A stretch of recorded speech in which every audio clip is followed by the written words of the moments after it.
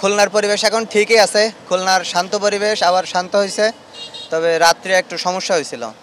রাত্রে দুষ্কৃতিকারী যারা আছে মন্দির ভাঙছে শুনলাম, তারপরে হচ্ছে বাসা বাড়ি লুটপাট হয়েছে, তবে এখন সকাল থেকে আবার স্বাভাবিক হয়ে গেছে, সব কিছু ঠান্ডা হয়ে গেছে।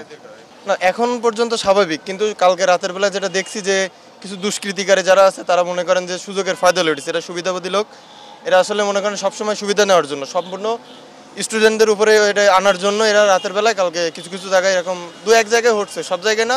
আসলে আমাদের এই এলাকায় খুব বেশি সমস্যা হয়নি, শুনেছি আমি যেটা আর কি, শোনা কথা। তাছাড়া এমনি খুব শান্ত আছে খুলনা।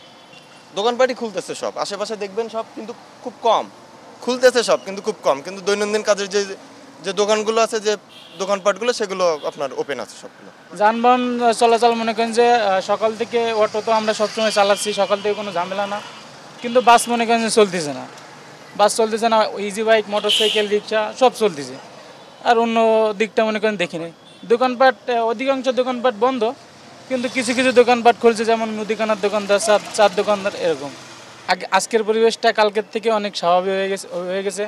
কিন্তু কালকে রাত্রে মনে করেন যে কালকে দুপুরে পরের থেকে অনেক ভাঙচুর, তারপরে কালকে রাত্রে অনেক লুটপাট হয়েছে মনে করেন যে অন্য যারা করছে, তারপরে আজকে খুব স্বাভাবিক হয়ে গেছে।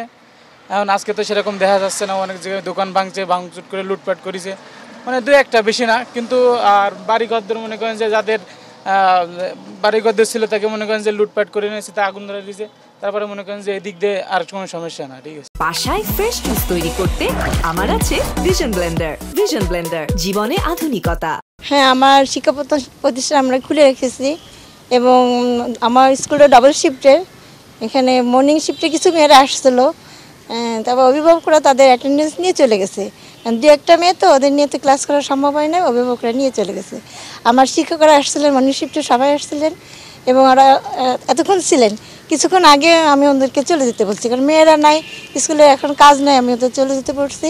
এবং 12টার সময় ডে শিফট শুরু হবে, তখন আবার ডে শিফটের টিচার আসবে, আর তখন স্টুডেন্ট আসবে কি না এখন আমি বলতে পারছি না সেটা।